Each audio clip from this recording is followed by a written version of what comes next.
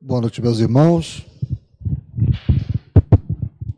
Boa noite, meus irmãos. Hoje, dia 4 de outubro de 2023, quarta-feira, estamos iniciando os trabalhos na Casa Espírita de Abel Sebastião de Almeida, como sempre o fazemos, rogando a Deus, nosso Pai de infinito amor e misericórdia, a Jesus, nosso querido e amoroso Mestre, amigo incondicional de nossas almas, a Maria de Nazaré, nossa Mãe Santíssima, que nos envolvam no manto de paz e de amor, que a nossa psicosfera esteja preparada para todos os trabalhos que se desenvolverão nesta noite. Bem, meus irmãos, agora, para nós não entrarmos muito no tempo do nosso irmão Gilberto, eu vou pedir à nossa irmã Leuda a gentileza de fazer uma leitura para nós. Boa noite a todos. Sejam bem-vindos à Casa de Abel Sebastião de Almeida.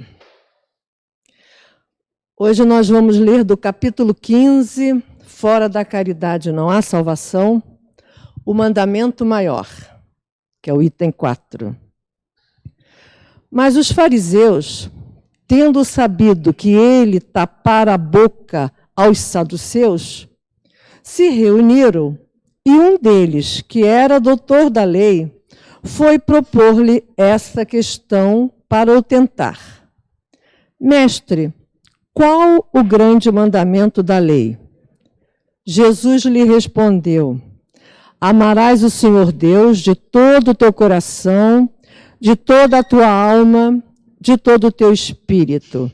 Esse, o maior e o primeiro mandamento.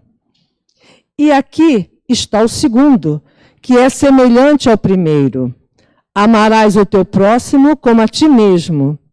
Toda a lei e os profetas se acham contidos nesses dois mandamentos. Mateus 22, versículo 34 a 40. Vamos ao comentário.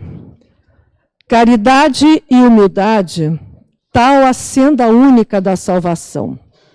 Egoísmo e orgulho, tal a da perdição. Esse princípio se acha formulado nos seguintes precisos termos: amarás a Deus de toda a tua alma e a teu próximo como a ti mesmo. Toda a lei e os profetas se acham contidos nesses dois mandamentos.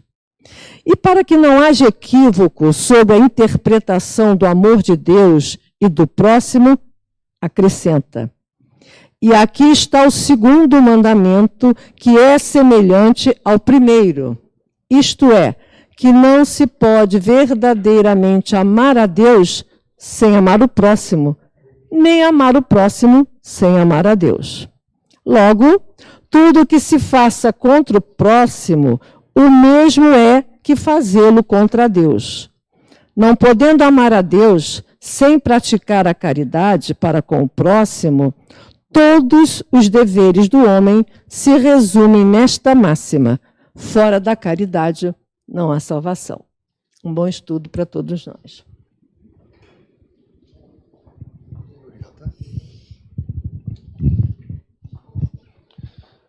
E, meus irmãos, agora, sem perda de tempo, vamos prestar a máxima atenção ao nosso irmão Gilberto Mesquita, que vai nos falar sobre o capítulo 3 da obra Devação do Invisível de Ivone Pereira, a obra que nós escolhemos para os estudos que estão sendo desenvolvidos nessa quarta-feira. Que ele seja muito inspirado. Alô? Tá. Boa noite a todos. Tá ligado mesmo o microfone? Tá. Vamos então, como o Dionísio comentou, né, dar continuidade a esse capítulo em que ela fala sobre o contato dela, Ivone, com o espírito de Chopin, né? E o Mauro começou esse capítulo na semana passada e o resumo, né, é que esse capítulo trata das materializações, né? Ela vai narrar alguns fatos de materialização de Chopin, né? E da possibilidade de tanto se comunicar como médium, né? com espíritos atrasados e sofredores, quanto com espíritos mais adiantados e felizes, né? Felizes aqui eu botei dentro do possível, porque a gente vai ver que Chopin, apesar da sua inteligência, né, de um certo desenvolvimento, ele ainda tem alguns problemas, né, que ele tem que corrigir, né? E a Ivone reforça, né, que não deve haver estranheza que o médium seja capaz de se comunicar com espíritos em diferentes categorias do estado, né, evolutivo, né? Mesmo alguns que foram sábios, né? E aí a parte que o Mauro estudou na semana passada, ela comenta que Camilo Castelo Branco teve muita dificuldade de encontrar um médium que o aceitasse, né? Ou porque achava que, quando ele se colocava como um sofredor suicida, né, que era mistificação, porque um espírito que foi um escritor famoso estaria se apresentando, né, como sofredor, ou esperava que ele fosse ditar obras de poesias e tudo mais, e ele queria passar para aqueles que ficaram o sofrimento dele e o alerta, né, de que não seguissem naquele caminho, né? Então muitos médiuns não aceitaram a comunicação do Camilo Castelo Branco, né? Então é o que eu sempre falo, né? A gente aqui no desenvolvimento, muitas vezes o médium está em desenvolvimento, começa a sentir a necessidade de escrever e tal, e bloqueia, né? Faz uma censura prévia, né? E alguns assim, ele queria assinar, mas eu não assinei, porque eu fiquei na dúvida. Escreve, assina, depois a gente analisa, né? Depois a gente repassa. De repente um Camilo Castelo Branco quer se comunicar e a gente está bloqueando. Mas não ria.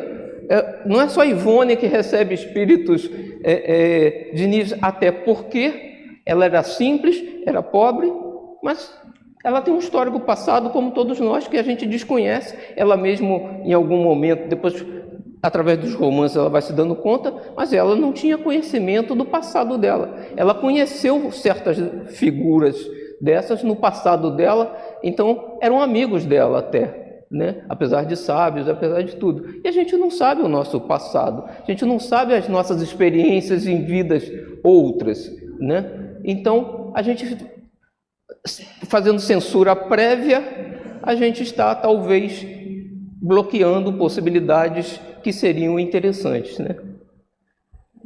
E aí a gente então começa o estudo, né?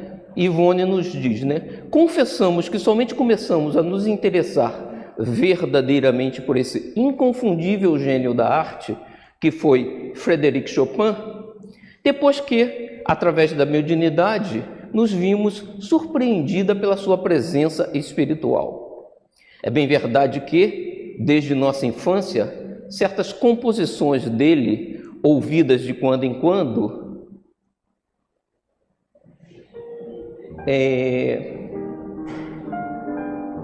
essa aí é uma composição dele que a gente está tocando no fundo aqui, né? Ouvida de quando em vez, reproduzidas em pianos da vizinhança, exerciam sobre nossa sensibilidade fortes impressões, extraindo da subconsciência algo comovente, que provocava as lágrimas do coração, a ansiedade singular de regressar a um local ignorado, cuja lembrança as barreiras corporais obstavam vir à superfície das recordações propriamente ditas, ansiedade que, algumas vezes, se transformava em verdadeira inquietação. Então ela não lembrava, mas em encarnações passadas ela teve contato com a obra de Chopin e possivelmente com o próprio Chopin, né? E ela ouvia e sentia alguma coisa, mas ela não sabia explicar o porquê, né? Pelo ano de 1931, entretanto, na noite de 30 de junho, médium já desenvolvida, com a particularidade de nos afastarmos do cárcere corporal com muita lucidez, vivendo assim muito da vida espiritual e dela nos recordando por vezes ao despertar do transe, deu-se o nosso primeiro encontro com a entidade desencarnada Frédéric Chopin. Então, como Hermínio de Miranda comentava no livro que a gente estudou, né, de Regina, eu me pergunto se Regina era uma pessoa física ou se Hermínio de Miranda nos juntou características de diferentes médiuns e criou um personagem, né? Mas, assim como Regina, ela se desdobra, faz viagens no espaço e se recorda do que passou, né? E muito disso ela utiliza para escrever os livros depois, né? Nosso espírito familiar, Charles, que afirma ter vivido sua última existência terrena na época do grande artista do Chopin, né? No reinado de Luís Felipe na França, na mesma época de Victor Hugo, Allan Kardec e outras eminentes figuras da literatura, das artes e da filosofia. E aqui eu trouxe um quadrinho que eu encontrei numa edição do Leon Denis, da revista do Leon Denis, que mostra algumas das obras, não são todas as obras de Ivone, mas são obras em que ela está presente, né, como personagem. E exatamente aqui no século XVII, final do século XVII, final do século XVIII, quero dizer aqui, e início do século XIX, né,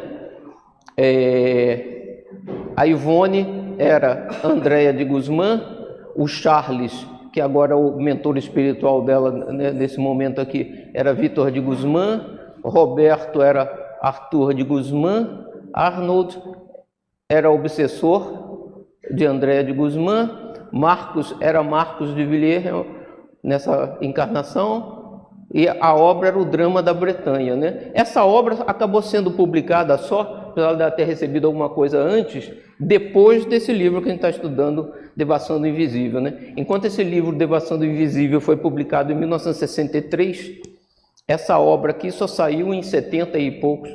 Então, vem depois. Por isso que ela cita e ela supõe que essa era a última encarnação de Charles, né? Mas, pelo livro aqui, pelo quadro do Leon Denis, o Charles ainda reencarnou no século XIX na Espanha como Ramiro de Montalbán, né?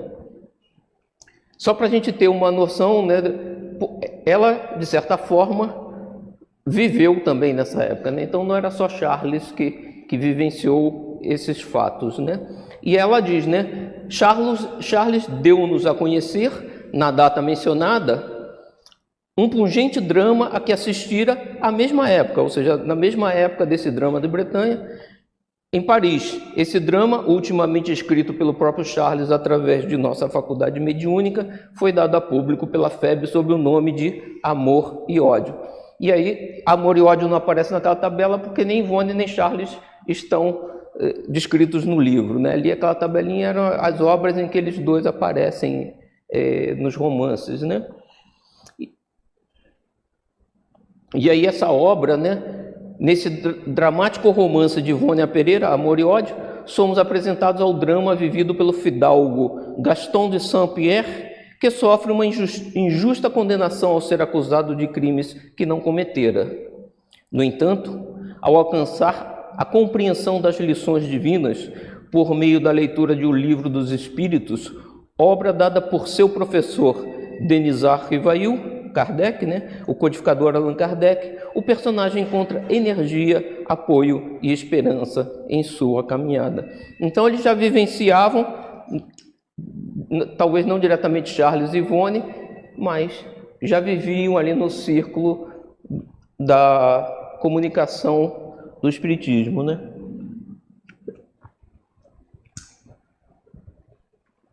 E aí ela continua, no ambiente espiritual inesquecível. Aqui, então, fomos transportados, então ela agora volta a descrever o local em que ela se encontra, né, transportada, né, como espírito. Encontravam-se várias personagens, além do próprio Charles e da entidade Gaston d'Auberville, que é o da obra Amor e Ódio, figura principal daquela obra, a quem Charles conhecera pessoalmente em Paris. Destacavam-se dentre elas Victor Hugo e Frédéric Chopin, que se deixara ver tocando em um piano de dimensões mais avantajadas do que o comum dos pianos que conhecemos. Observamos que o grande músico se apresentava elegantemente trajado como para um concerto, e sua aparência inteiramente humanizada, porque materializada, e aqui eu marquei em amarelo, porque ela está desdobrada no plano espiritual, né? E Chopin, então, está materializado para, se fosse possível, ver, talvez não pelos outros espíritos, mas por ela, por exemplo, que estava lá, e possivelmente alguns outros espíritos que estavam lá. Então, ele se materializa para ser visto por todos, né? Prestava-se a observação, impressionando a memória como só ia acontecer na Terra, onde guardamos a recordação da indumentária usada pelos nossos amigos e comparsas da sociedade. Providenciava-se a incorporação. Aqui eu trouxe só rapidamente, né, uma passagem então de Missionários da Luz, André Luiz, sobre esse processo de materialização no plano espiritual e como isso está relacionado com nós médiuns também da casa, né? Porque nesse livro Missionários da Luz, André Luiz está falando sobre um processo de auxílio a um espírito num centro espírita que desenvolvia trabalhos como a gente desenvolve aqui nas quartas, né? E ele diz, o André Luiz, providenciava-se a incorporação do espírito marinho, que tomou a médium sob forte excitação. A médium, provisoriamente desligada dos veículos físicos, mantinha-se agora algo confusa, em vista de encontrar-se envolvida em fluidos desequilibrados, não mostrando a mesma lucidez que lhe observáramos anteriormente. Todavia, a assistência que recebia dos amigos do plano espiritual era muito maior. Um instrutor de elevada condição hierárquica substituiu Alexandre, né, o orientador de André Luiz, junto da médium, passando Alexandre a inspirar diretamente o colaborador encarnado que dirigia a reunião e possivelmente coordenava o diálogo com o espírito, né? Enquanto isto ocorria, vários ajudantes de serviço recolhiam as forças mentais emitidas pelos irmãos presentes, inclusive as que fluíam abundantemente do organismo mediúnico, o que, embora não fosse novidade, me surpreendeu pelas características diferentes com que o trabalho era levado a efeito. Esse material representa vigorosos recursos plásticos para que os benfeitores de nossa esfera se façam visíveis aos irmãos perturbados e aflitos, ou para que materializem provisoriamente certas imagens ou quadros indispensáveis ao reavivamento da emotividade e da confiança nas almas infelizes. Então, os protetores de André Luiz e possivelmente os trabalhadores mesmo da casa espírita na qual eles estavam atuando, para se fazerem presentes, visíveis ao espírito que estava sendo auxiliado, se materializam, não para a nossa visão de nós encarnados, mas para a visão dos espíritos sofredores que não enxergam essas entidades, né? Então a gente, possivelmente, isso ocorre aqui também na casa, a gente tem efeitos de materialização de espíritos evoluídos que vêm em auxílio desses espíritos sofredores que são atendidos e utilizam a nossa energia, né? Então esse processo ocorre, a gente não percebe, mas ele está ocorrendo aqui, né? Com os raios e energias de variada expressão emitidos pelo homem encarnado, podemos formar certos serviços de importância para todos aqueles que se encontrem presos ao padrão vibratório do homem comum, não obstante permanecerem distantes do corpo físico. E aí esse material, né, é o ectoplasma, né? Se é possível efetuar uma sessão de materialização para os companheiros encarnados, no outro sentido, a mesma tarefa poderia ser levada a efeito para os irmãos desencarnados de condição inferior. E certamente ocorre, né?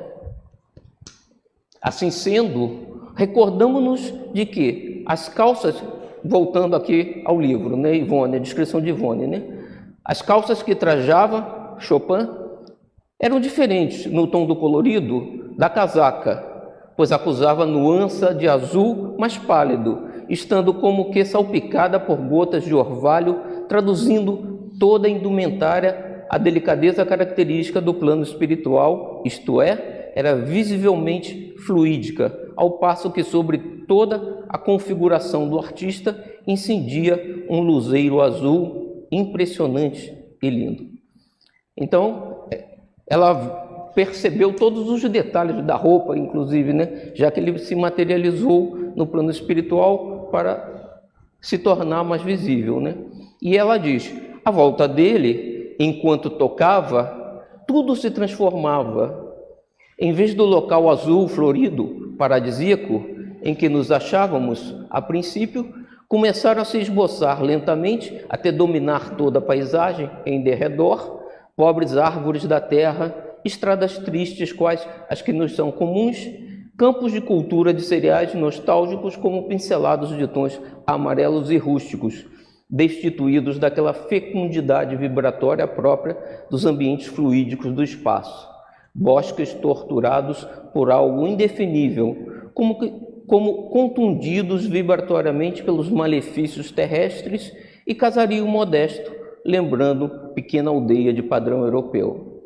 Tivemos a impressão de que fôramos insensivelmente transportada de regresso à Terra e que nos encontrávamos em local desconhecido. Então ele tocava e aquele azul, aquela luz estonteante, se tornou numa paisagem melancólica do planeta Terra, né?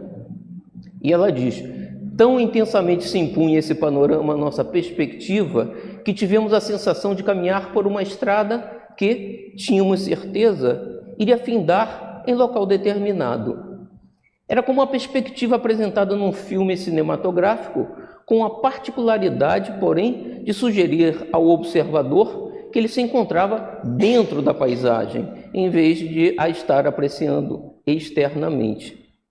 Notando nossa estranheza, ou desejando mais provavelmente proporcionar elementos para estudo e meditações, Charles explicou. São paisagens da antiga Polônia. Chopin era polonês, né? Ele vivia na França, mas ele era de origem polonesa, que ele gosta de recordar e reter, tornando-a presente, aprofundando-se mentalmente pelo passado, pois ainda é sensível à lembrança da casa paterna, ao seu antigo berço natal. Ele gosta da terra.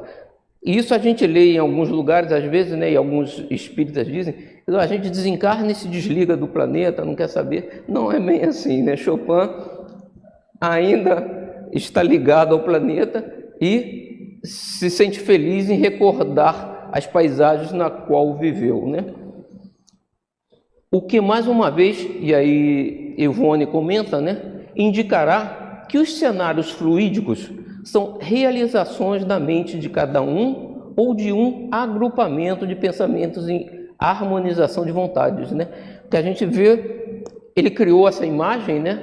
Ou ele sozinho, ou ele mais Charles, mas os outros espíritos estavam lá, porque, como os espíritos nos dizem, por exemplo, as colônias, para serem formadas, precisam de várias mentes que se agrupam, né? O nosso lar tem os ministérios e possivelmente os ministros se juntam e são eles que conseguem, com a sua vontade, manter a cidade funcionando, né? A harmonização de vontades que se servem para a efetivação do que desejam criar, do fluido radioso do éter sublimado, tal como nós, encarnados, nos servimos da matéria ao nosso dispor na Terra para as nossas realizações.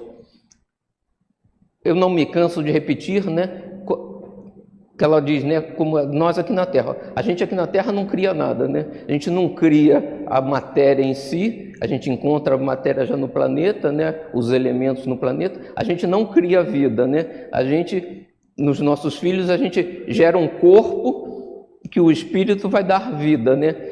Quem cria a vida, quem cria o universo é o Criador, né? É Deus.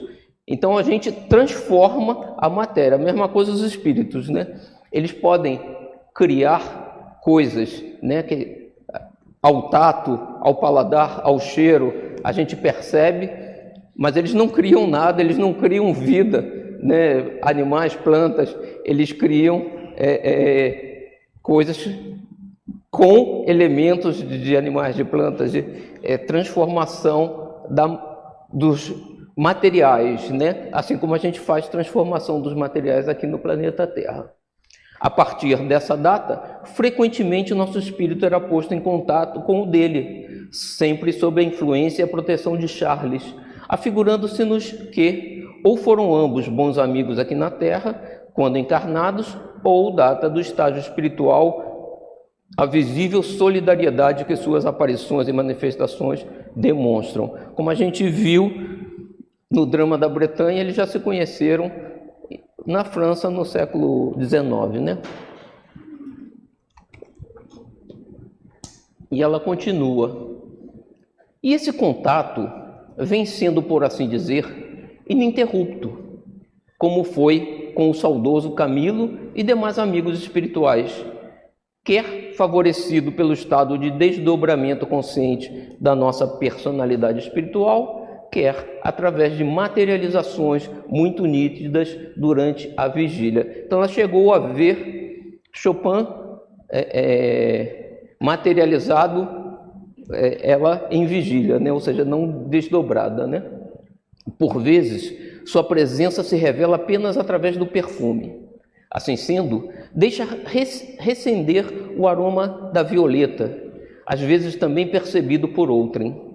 Esse aroma, porém, não é tão espiritualizado como outros que o além costuma oferecer aos médiuns.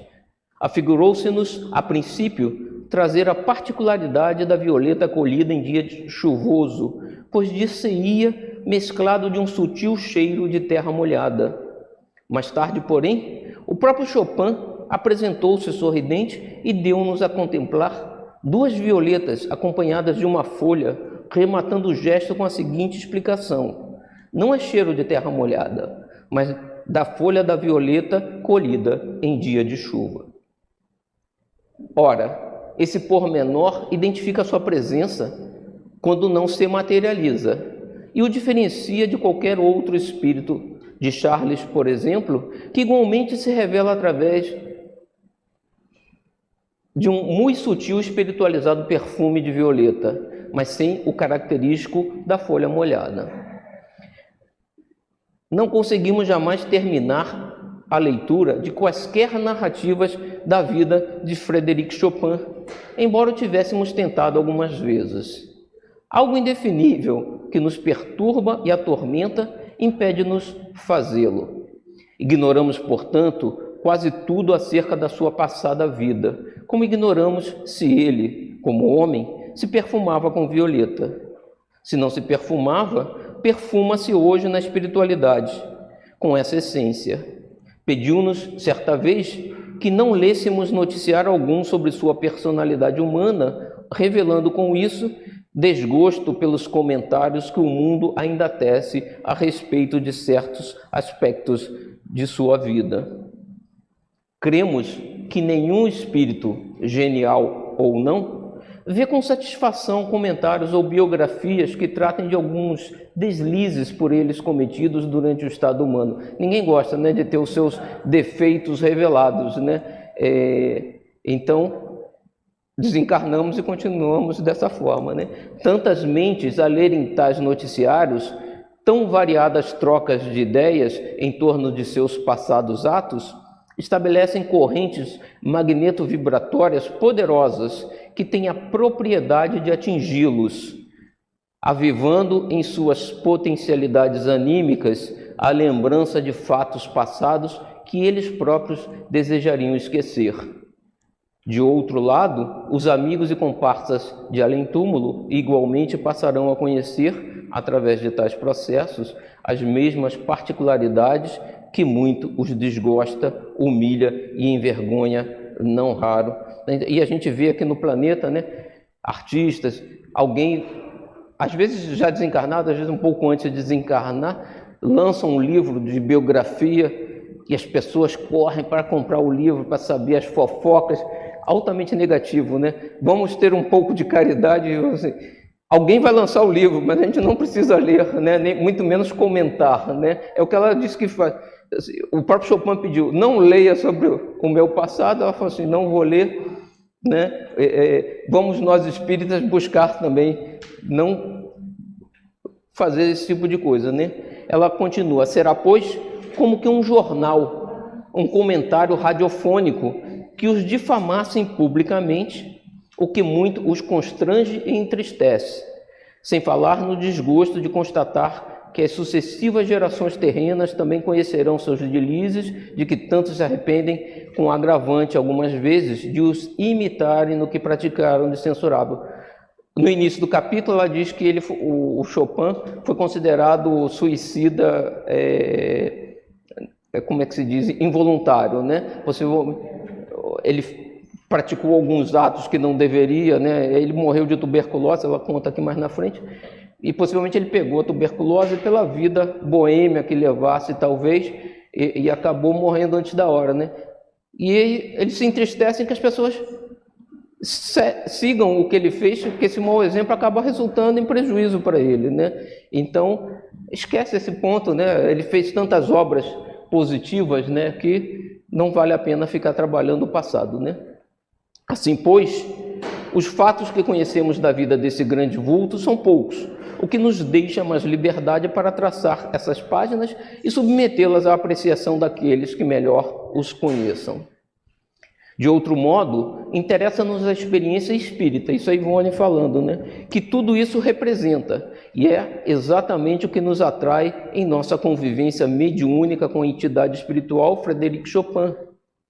Dessa convivência, temos colhido a observação de que, no além, ele se mostra grandemente polido de maneiras, mesmo aristocrata, porém tímido, desencorajado de transmitir mensagens escritas, porque afirma quase infantilmente: só sei expressar-me por música. Mostra-se afetuoso e discreto, pouco expansivo e geralmente entristecido. Uma única vez vimos-lo sorrir. Esta última qualidade, a melancolia, parece ser predisposição natural de seu caráter e não motivada por provações ou recordações de vidas passadas. No entanto, já o vimos chorar copiosamente, recordando sua última existência terrestre.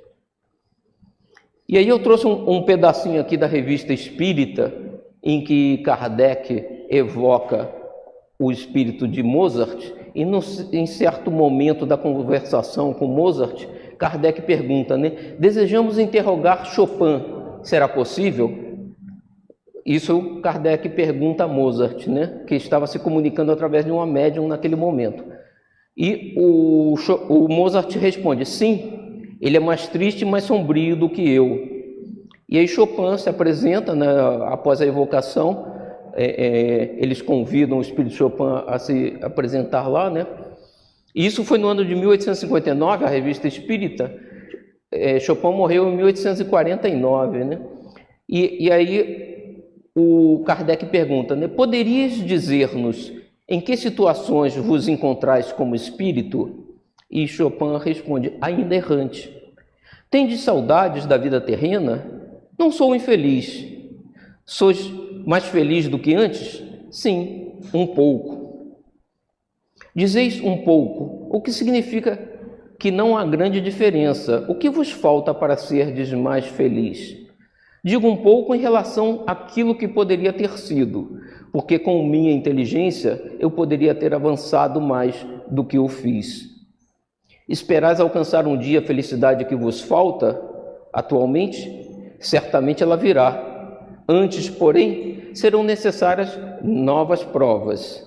E, inclusive, a própria Ivone comenta que, como ele era um espírito considerado suicida, depois disso ele teve uma reencarnação curta para finalizar, possivelmente, aquele passado, né?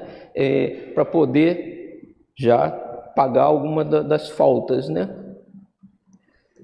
E aí Kardec pergunta ainda, disse Mozart que sois sombrio e triste. Por quê? Mozart disse a verdade. Entristeço-me por haver empreendido uma prova que não realizei bem e por não ter mais coragem de recomeçá-la. Então, nós espíritas, né, vamos trabalhar para a gente ter um menor arrependimento possível, né? Vamos desencarnar, vamos nos arrepender de não termos feito alguma coisa, mas que não seja tanto. Ele fez uma obra musical excelente, né? Na última encarnação, Chopin. Antes disso, ele viveu como escritor, como pintor. Ele trabalhou a vida artística há muito tempo, mas ele se arrependia de não ter desenvolvido o lado moral, de não ter se dedicado à religião, né, e aos pobres. E aí a Ivone continua. Quando se deixa ver, não conseguimos conter as lágrimas, o que é compreensível, pois a presença real de um habitante do invisível é sempre impressionante e um médium não enfrentará um fenômeno dessa natureza sem lágrimas de muito grata emoção, sobretudo em se tratando de entidade evoluída espiritualmente. Todavia, mesmo a presença de um obsessor, um suicida, se verdadeira, provocará igualmente lágrimas, pois a verdade impõe-se com muita força, chocando sempre a nossa sensibilidade.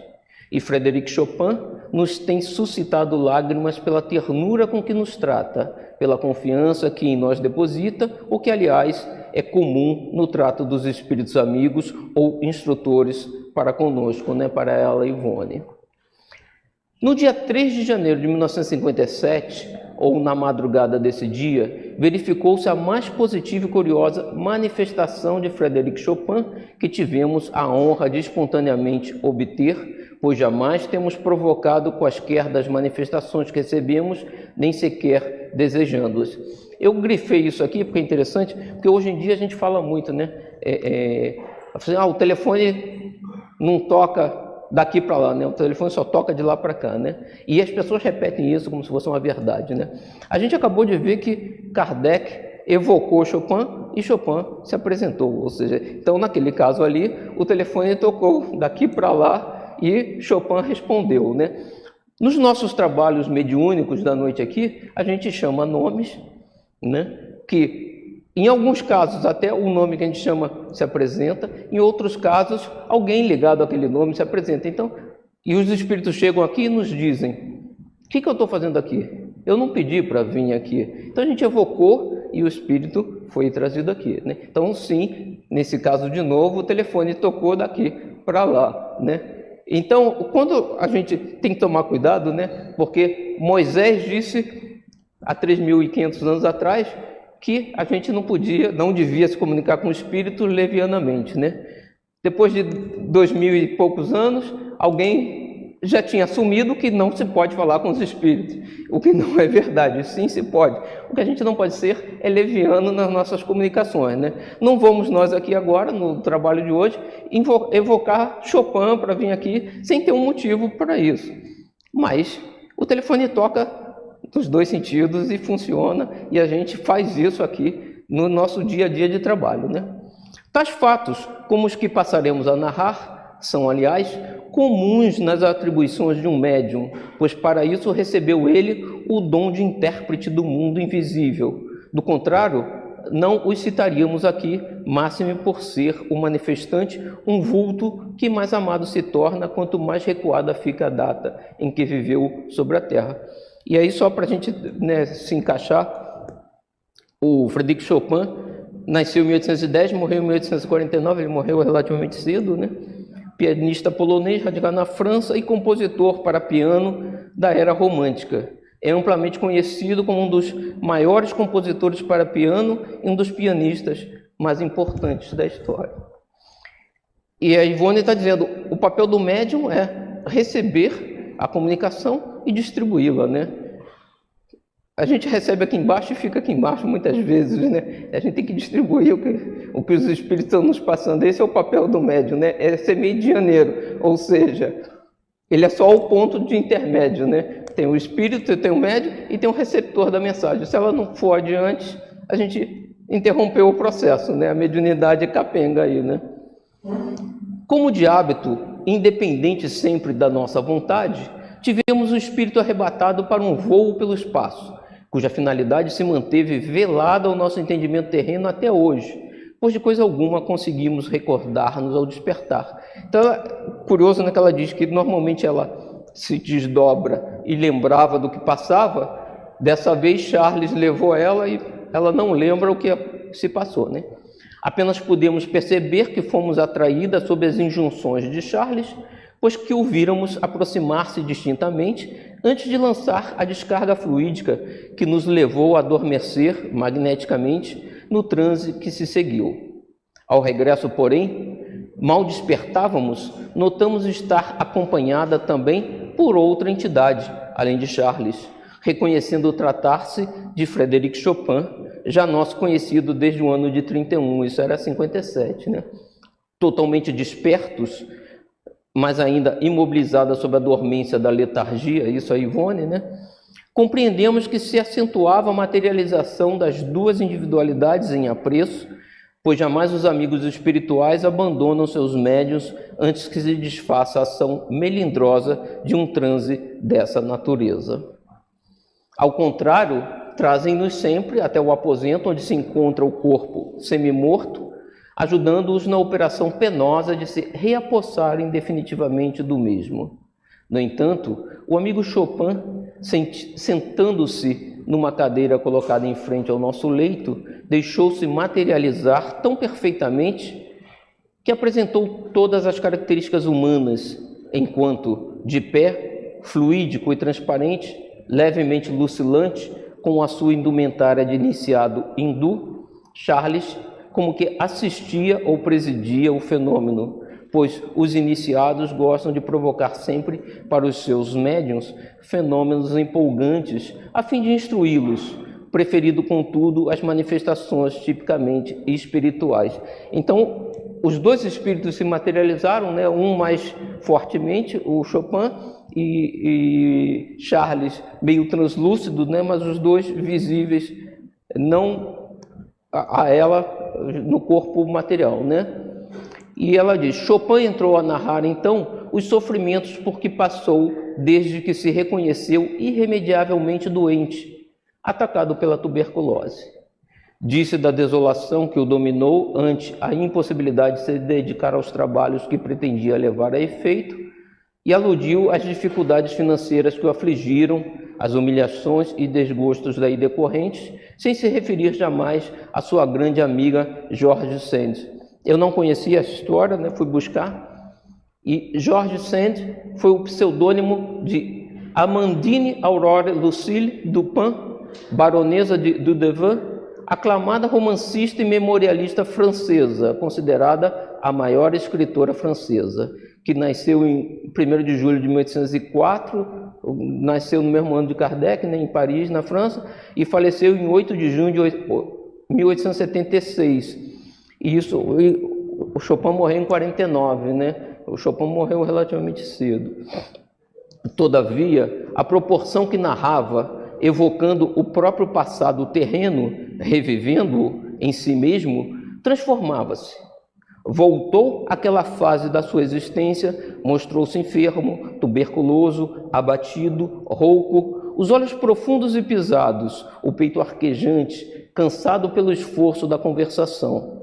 Vimos-lo tossir dolorosamente, expectorar, levar o lenço à boca, ter hemoptise. E a hemoptise é expectoração de sangue proveniente dos pulmões, traqueia e brônquios, mais comumente observável na tuberculose pulmonar.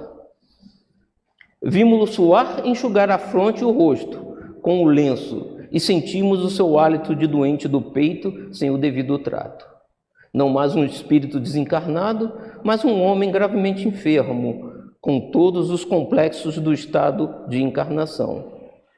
Chorava, revelando grande sofrimento moral além do físico. Assaltada, então, por um intenso e indefinível sentimento de angústia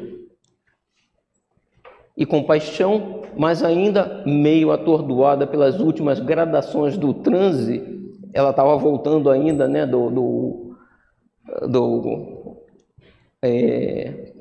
da saída do corpo, né, que ela teve. Levantamo-nos do leito, ajoelhando-nos diante dele, e nos pusemos a chorar também, pois o médium canaliza para si todas as impressões da entidade com que se comunica. Então, tínhamos os braços apoiados sobre seus joelhos e as mãos cruzadas como em prece, e ele nos pareceu tão sólido e material como qualquer ser humano. Aqui eu botei uma foto, né, de o espírito materializado de Kate King, que no livro do William Crookes, né, Fatos Espíritas, porque ela cita esse livro no início, né, como referência para o estudo aqui, que eu acho que vale a pena vocês lerem, é um livro bem interessante, porque o William Crookes fez várias experiências de materializações e bastante reais, né? Tirava a pressão do corpo materializado, a temperatura, tinha um contato bem grande com o espírito materializado. Terminei aqui. O sofrimento que nos atingia era intenso e insuportável. Charles interveio, levando... Não, eu pulei aqui, né? Tão sólido. Dizia sentir febre e tocou nossas mãos com as suas, provando o que dizia. Sentimos com efeito que aquelas mãos estavam quentes e úmidas, acusando temperatura elevada. Queixou-se de que tinha o estômago e os intestinos inchados e doloridos devido à doença, a qual aqueles órgãos também afetara, e ao dizê-lo, comprimia-os com as mãos.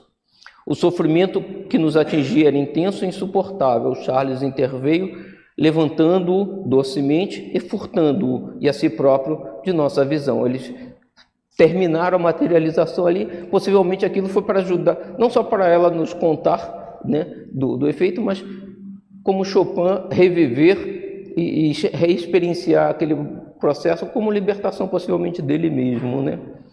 Antes, porém, que se desfizesse de vez o fenômeno, tomamos de suas mãos e beijamo-las, exclamando: adeus, Fred, pois esse é o tratamento que lhe damos sempre durante os trânsitos dessa natureza.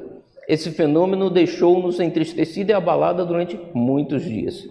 De outra feita, isto é, a 10 de março de 1958, materializado plenamente à nossa frente, recordando seu estado humano, deixou-se contemplar muito agasalhado, com roupa de lã e envolvido num pequeno cobertor ou manta, que lhe tomava a cabeça e os ombros, emprestando-lhe aspecto feio. Dizia passar mal durante o inverno e no período das chuvas, e mostrou os pés, que estavam inchados, coisa difícil de um médium poder observar os pés de uma entidade desencarnada, mesmo quando materializada, porque o espírito tenta usar o máximo da energia na materialização da cabeça, do tronco, e acaba que pés ficam meio de lado, né? Ele se materializou completo, né? Observamos novamente que suas calças eram de tecido de lã azul, com a particularidade de mostrar pequenos pontos reluzentes em alto relevo, como gotas de orvalho. As meias também eram de lã, de cor branco marfim, quase creme, e que usava chinelos muito grandes, arrastando-os ao caminhar, parecendo que não lhe pertenciam. Essa materialização, tão perfeita quanto a antecedente, fez-nos vê-lo sentar-se ao nosso lado num divã. Sentimos o contato de sua presença, a impressão do calor natural a um corpo carnal, como se realmente se tratasse de uma pessoa humana que nos visitasse. Não nos recordamos, porém, de nenhuma conversação substancial ou doutrinária que tivéssemos. Jamais lhe perguntamos algo e nunca somos a primeira a falar, o que, de igual modo, acontece sempre que nos comunicamos com outros espíritos. Note-se que a conversação assim realizada nunca se processa através da palavra enunciada, mas telepaticamente, o que é tanto ou mais eficiente do que o verbo falado, a tal ponto que o médium distingue as vibrações de todos os seus guias e amigos espirituais e reconhece-os como se tratasse do tom vocal de cada um deles. Então a energia de transmissão telepática que cada espírito emite, ela consegue reconhecer como reconhece a voz, né, no caso de cada um de nós, né?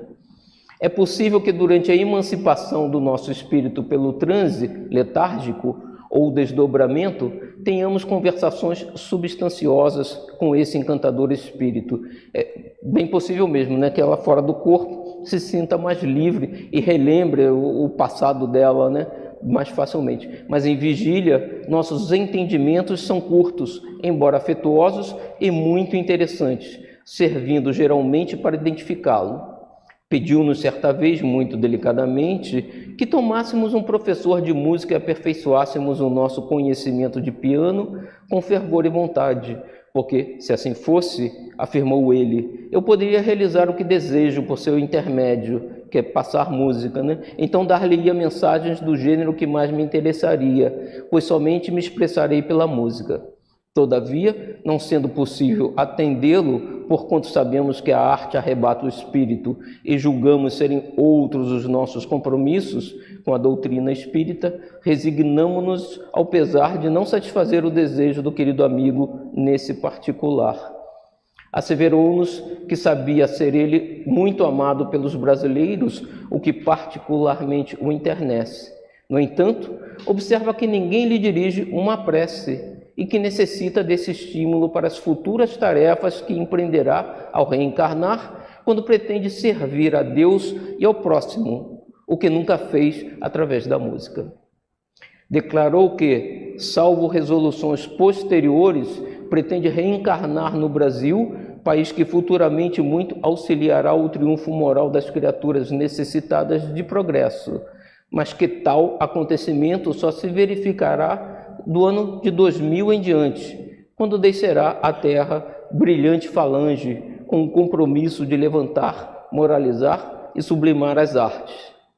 Não poderá precisar a época exata. Então a gente vê por que ele é triste ainda, né? Quer dizer, ele galgou um espaço enorme, né, na intelectualidade como artista, né, foi glorioso, mas o lado moral ainda está pendente de realizações, né? E aí ele pretende, ele teve depois da morte, como Chopin, uma encarnação curta para completar, né, que ele foi considerado suicida. E agora você vê, esse livro foi escrito em 63, mas ele se comunica com a Ivone desde 31, né? E ele já estava planejando a reencarnação para agora, para a partir do ano 2000, né? Para tentar vencer dessa vez, né, o lado moral, né? E comenta, né, que precisa que reze por ele para que ele tenha sucesso nisso. Ou seja, ele tem medo de reencarnar e se deixar levar de novo, né, pela glória, pelo processo todo, e deixar o lado moral de lado mais uma vez, né?